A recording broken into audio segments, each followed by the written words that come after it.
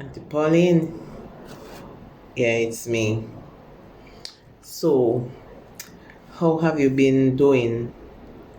How have you been liking my videos? I need some feedback.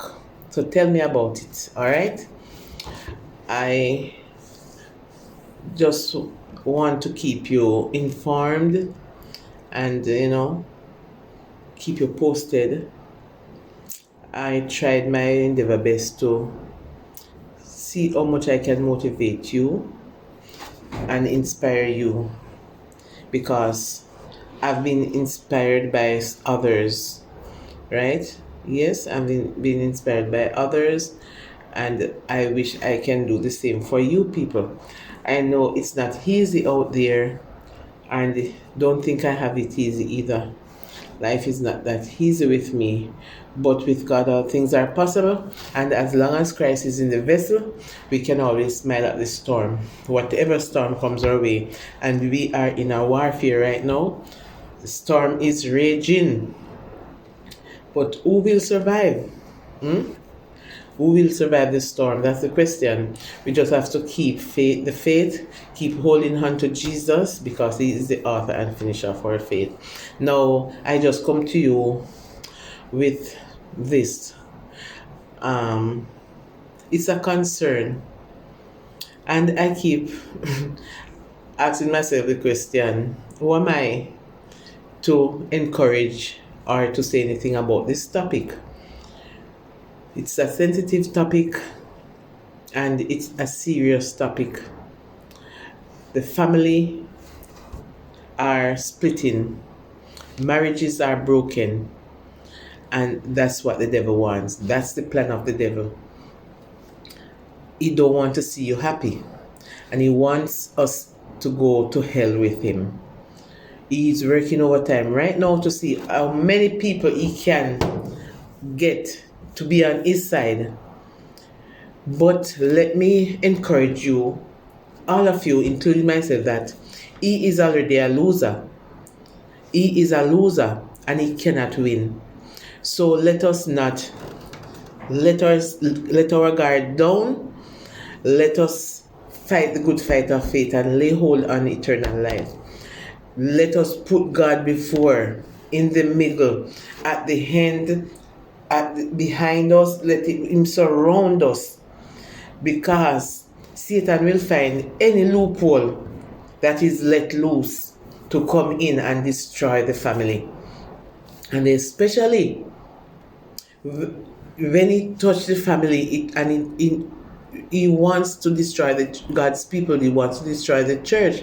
So you know that when he touched the family, well, yes, he got the church, But let us try our endeavor best to keep close to God as possible.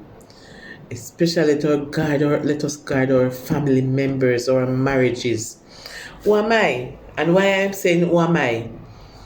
For those who know me, I have a broken marriage. Yes, 28 years ago, my marriage was broken. And if I knew then what I know now, maybe, just maybe, I would not tie that knot.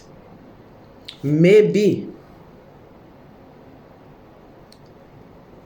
I would maybe try to preserve that marriage. I don't know. Or maybe you wouldn't know me because it wasn't a easy situation. It wasn't a nice thing. And I don't like talking about it because it brings back certain memory which I don't want to remember. You understand? But it wasn't good, and God helped me out of it, and I stay out of it. And I am not here to discourage anybody. I am here to encourage everybody who is in a marriage situation to try and keep close to God. Try and work together to preserve your marriage. Marriage is a good thing.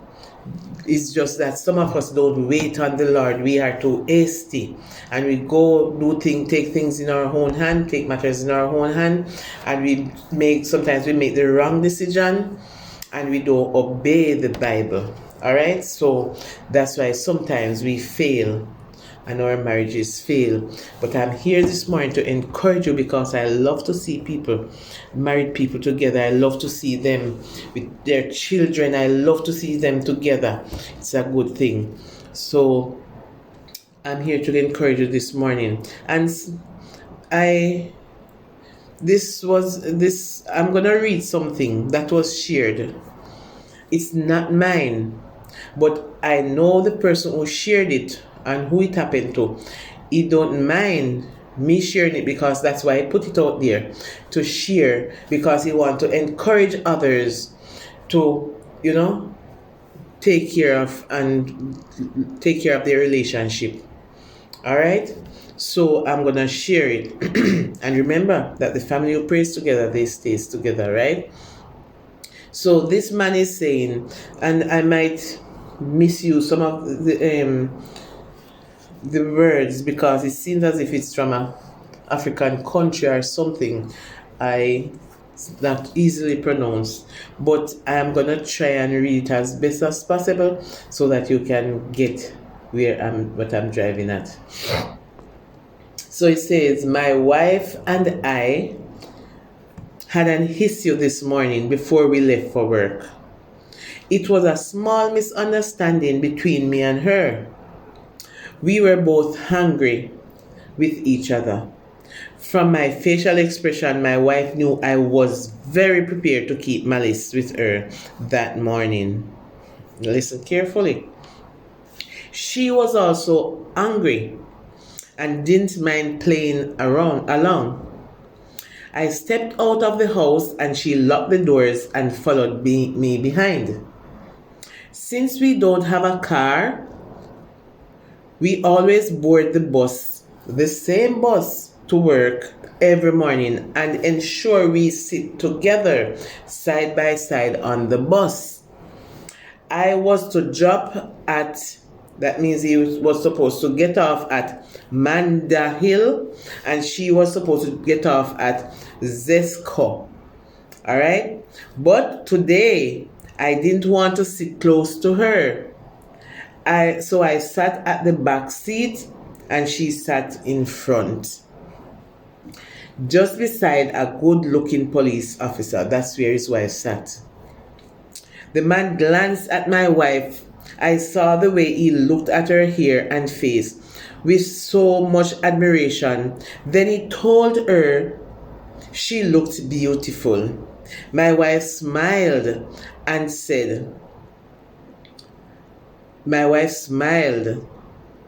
told him thank you. He asked my wife where she was going, and she told him she was heading to work.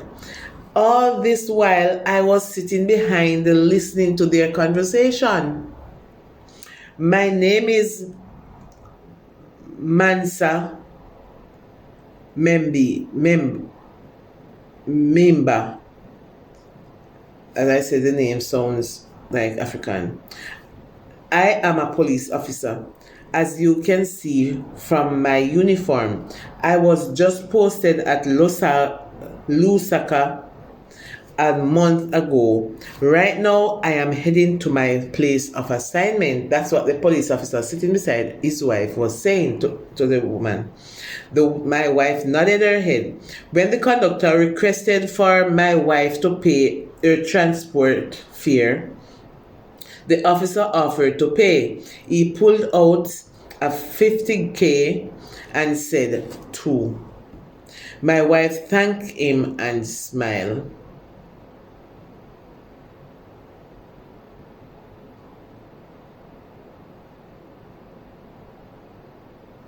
My wife thanked him and smiled. Then the officer continued. So I will be dropping soon. I will be coming off the bus soon at Monali. I am accommodated at Shelston Police Camp. I don't know if you can drop by someday to say hello to me. Can I have your number, please? So you realize what was taking place right away, right? Now listen up. Can I have your number, please? I didn't waste any more time. I tapped my wife on her shoulders immediately. She turned, and then I asked her, "Hope you remember to put a spoon inside Kasuba's lunchbox. You know you always forget." My wife was puzzled. She was probably wondering who was Kasuba and why I had chosen to talk to her. Before she could ask any further question, I added, "Try to pick her up from school early today. I will be coming back home late. You can cook ifin kobala for me for dinner so that when I return I will eat something before bed." My wife was confused. Then she glanced at the policeman. Then she glanced at the policeman and returned her gaze to me. She understood what I was trying to do. "Yes, honey," she nodded. The policeman turned and saw me. He greeted me. Then he asked my wife, "Is that your husband?" My wife nodded. The policeman glanced at me again and again. Then he glanced for the last time and smiled at me. I didn't smile back. When we got to the Shainama, I came off from the bus and dragged my wife along with me. My wife couldn't stop laughing.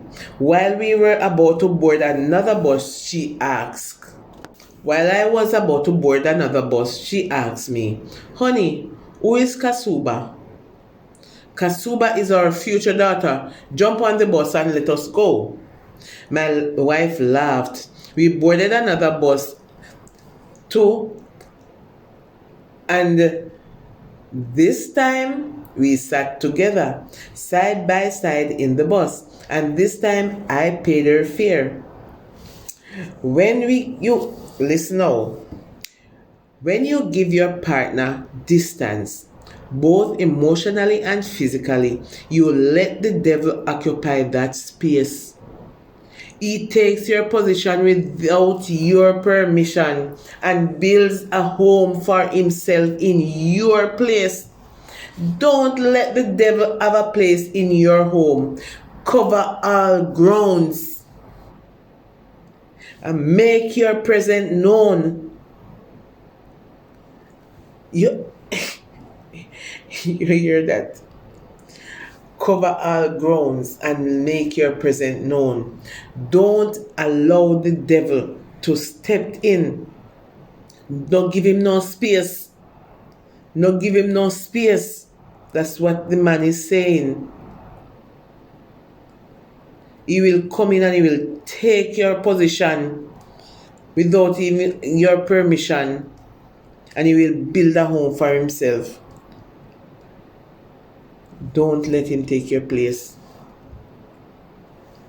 And many of us, as wife and husband, we are allowing the devil to take our place. Too much empty gap. Too much gap need to be filled. Cover all ground. Yes, man. Cover it. The songs with Jesus in the family, what a happy home. What a happy home that will be. Yes. So, my last word to you, because I know that you understand what I just read and understand what was taking place. My last advice to you is talk it out. We have come too far to let a disagreement break us apart.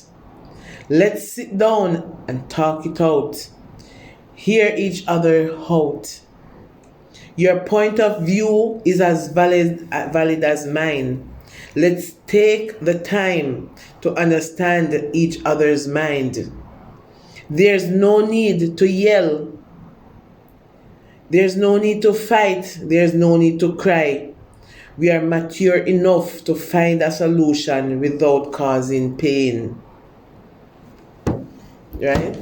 So, again, I encourage you, leave no space for the devil in your marriage.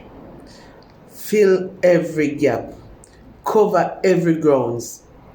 Let the love of God surround your life, surround your family, surround your marriage, cover you. Because it's not a good thing for families to be broken apart, especially when you have children and the children have to be in this tug of war. This weekend, children gonna their father, next weekend, then gonna their mother, and God knows who the father leaving the children with, because sometimes they don't have time to stay home with them. God knows who the mother leaving the children with, because they don't have time. They have to go hustle, they have to go work. Family members here, family members there, and then you have this mishandled situation where the children, they grow up in such a way that's no manners, no respect for anybody, and then you know what next. So let us guard our home. Let us invite Jesus in. And I do hope and trust that this will be a help to somebody who is struggling with their marriage. Thank you.